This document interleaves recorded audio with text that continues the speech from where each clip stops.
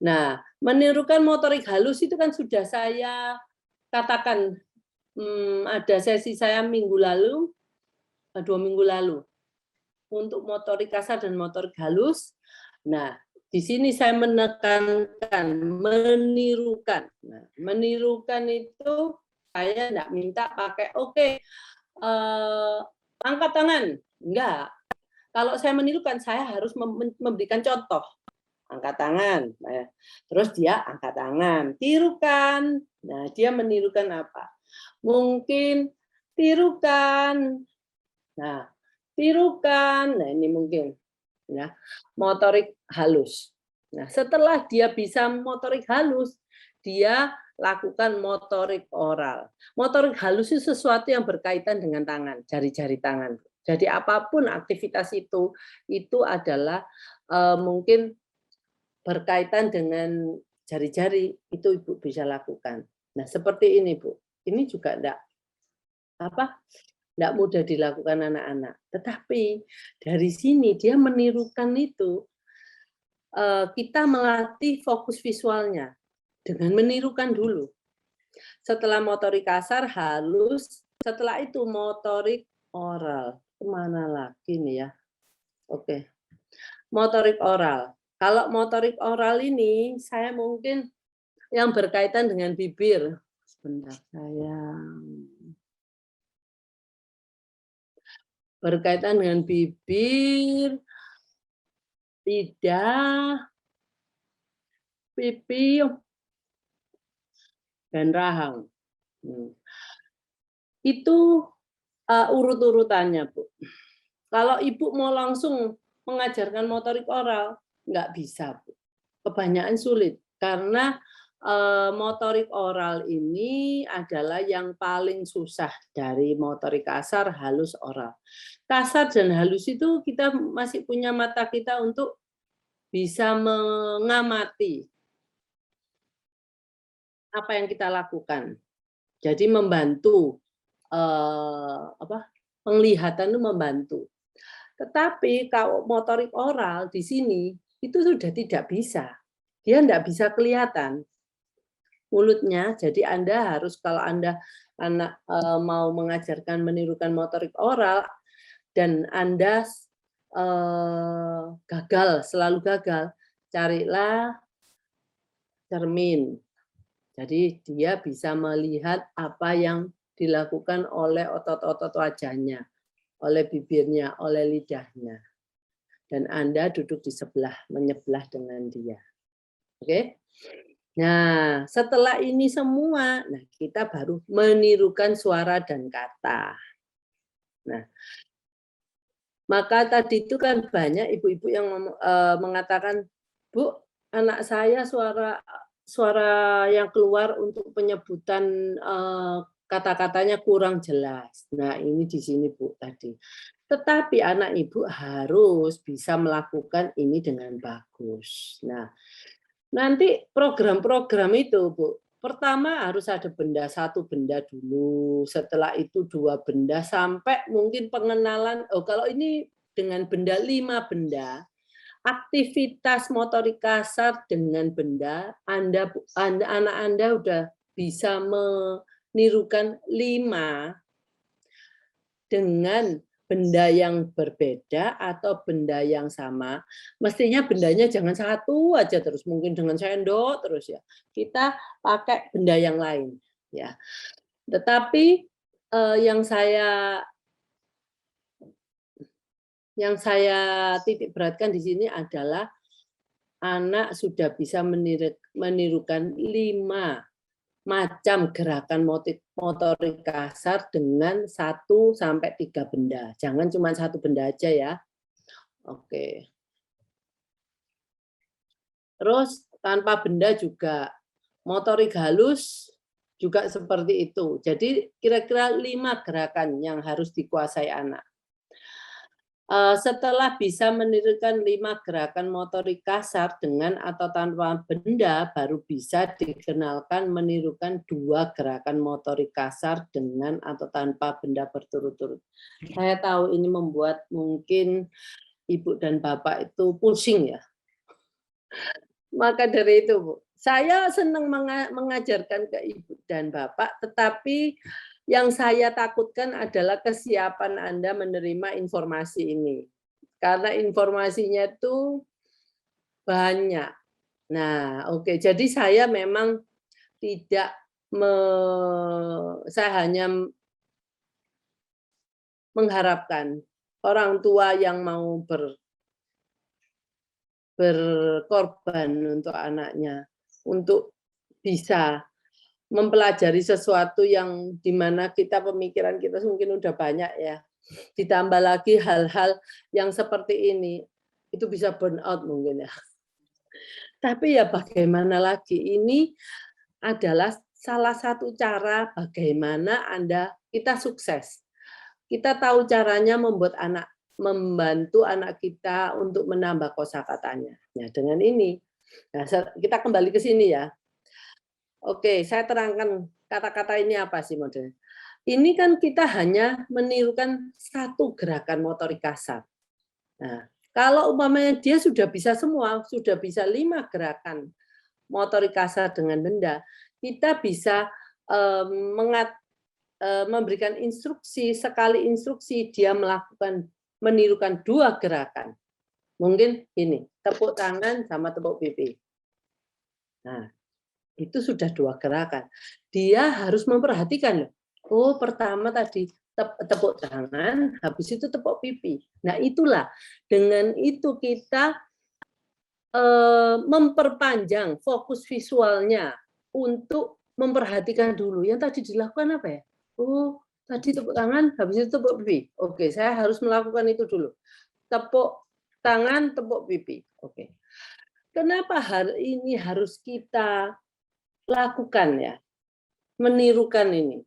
Karena nanti kalau di alam nyata, kita tidak akan mengajarkan oleh tepuk tangan, tepuk pipi. Oke. Mungkin kita akan mengajarkan gini, bagaimana membuat susu.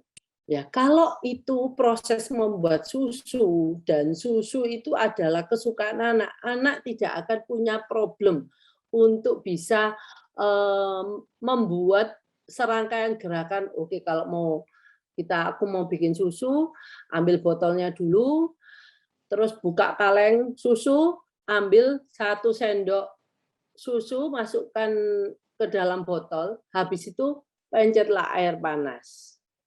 Setelah air panas masuk, tutuplah botol susu, tutup botol itu, setelah itu dikocok.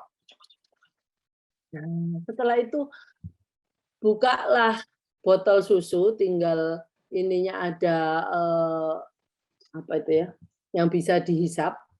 Setelah itu dia bisa minum susu. Ibu bisa bayangkan berapa step itu yang harus dia perhatikan. Nah, ini yang dia suka, gampang ngajarinya karena dia tahu at the end di belakang itu saya akan mendapatkan reward sesuatu yang saya suka, minum susu.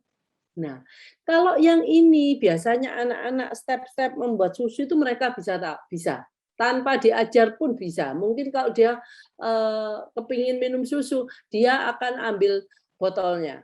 Dia akan berusaha menarik tangan orang siapapun di sebelahnya untuk mengambil botolnya dulu. Karena dia tahu semua harus bermula dari botolnya dulu. Nah, tetapi yang kita pikirkan kalau anaknya nggak terlalu suka, karena di belakang itu nggak ada reward yang dia sukai, apa yang akan terjadi?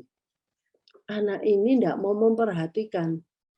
Perhatiannya dia nggak punya motivasi, enggak lah, ini enggak anu. Nah, maka dari itu disinilah kita harus menirukan motorik kasar tanpa benda dengan benda, motorik halus, motorik kasar.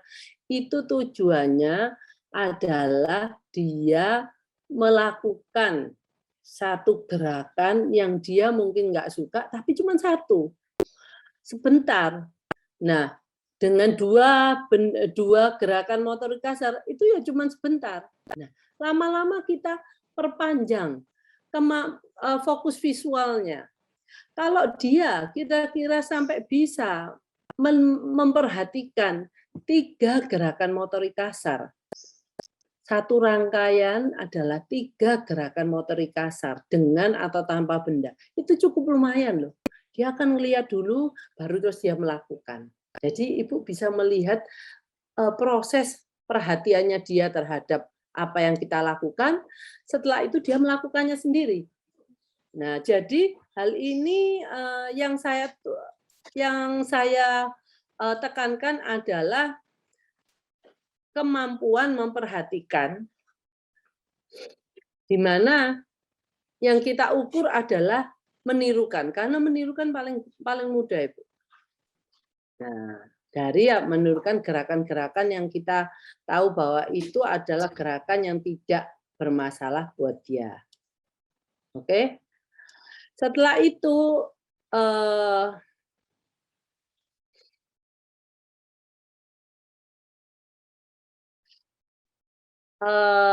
untuk fokus visual ini menirukan, apakah ada yang punya problem? Ada pertanyaan?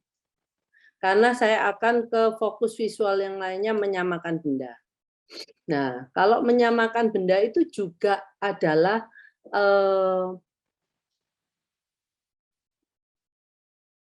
aktivitas yang akan membuat fokus visualnya juga panjang. Nah, menyamakan warna. Oke, banyak orang tua yang marah waktu anaknya diajarkan menyamakan ini. Karena menurut dia, saya mau anak saya saya titipkan ke tempat ibu untuk bicara, bukan untuk mainan yang seperti ini. Nah, padahal mereka tidak tahu ini adalah aktivitas yang akan mempermudah, bukan cuma mempermudah ya. Kalau nggak bisa memperhatikan, nggak bisa fokus visual, bagaimana mengajarkan anak-anak ini nanti identifikasi di mana di sana ada masukan visual dan auditori. Nah, ini cuma visual aja loh. Pada waktu kita menirukan, kan yang kita beri hasil adalah mencontoh visualnya, kan, mencontoh gerakan, nggak peduli suara yang keluar. Menyamakan juga. Dalam menyamakan, yang kita harapkan di sini adalah kemampuan mata anak untuk membedakan secara fisik, ya, satu dengan yang lainnya. Dan ini ada kemampuan scanning. Kemampuan scanning itu dia akan melihat, umpamanya kita disuruh, oke, carilah kata-kata ini dalam tulisan dalam makalah ini. Nah, kita kan scanning, lihat mana ya kata-katanya. Itu kemampuan mata untuk melihat, untuk scanning, dan juga jadi fokus visualnya pasti akan panjang. Nah, ini mempermudah kita untuk memperkenalkan kosakata baru. Untuk menyamakan ini ada Ibu dan Bapak yang mungkin belum ngerti nggak ya untuk menyamakan? Apakah kalau saya mau cepat saya akan ngomong tanpa saya mengatakan, menyamakan gimana? Mungkin Ibu sudah tahu, menirukan bagaimana? Oke, saya lihat dulu ya di chat kalau ada yang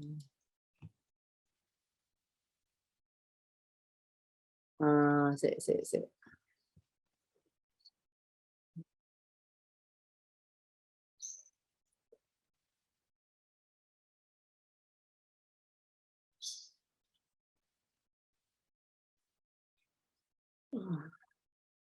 Oke, kalau Ibu mempunyai masalah dengan menirukan dan menyamakan, tolong kalau memberitahu di kolom chat.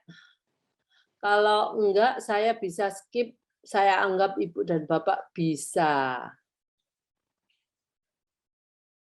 melakukan hal itu. Untuk Bu Mairina ya, untuk anak saya yang usia 14 tahun masih ada kemungkinan untuk bicara atau tidak pada saat anak terkadang menyambung dan terkadang tidak, Bu. Saat ini anak-anak hanya bisa bicara mama saja. Memang kalau untuk 14 tahun, Bu, Ibu memang, sulit untuk saya ngomong terus terang, sulit untuk, membuat dia bersuara, eee, yang lain, untuk memproduksi suara lain kecuali mama ya. Tapi, ya itu kan cuman pandangan kalau saya dulu selalu dikatakan itu sama dokter atau profesional, tapi saya nggak pedulilah. Itu kan kata-kata mereka, "Ibu just do it, lakukan aja yang Ibu bisa lakukan," gitu ya. Jadi jangan terlalu, "Oh bisa nggak ya?" Kalau saya lakukan aja. Pokoknya yang saya lakukan, saya tahu itu targetnya untuk ini. Yang saya tahu, apa yang saya jadi Ibu harus sadar yang Ibu lakukan itu sebenarnya untuk apa gitu ya.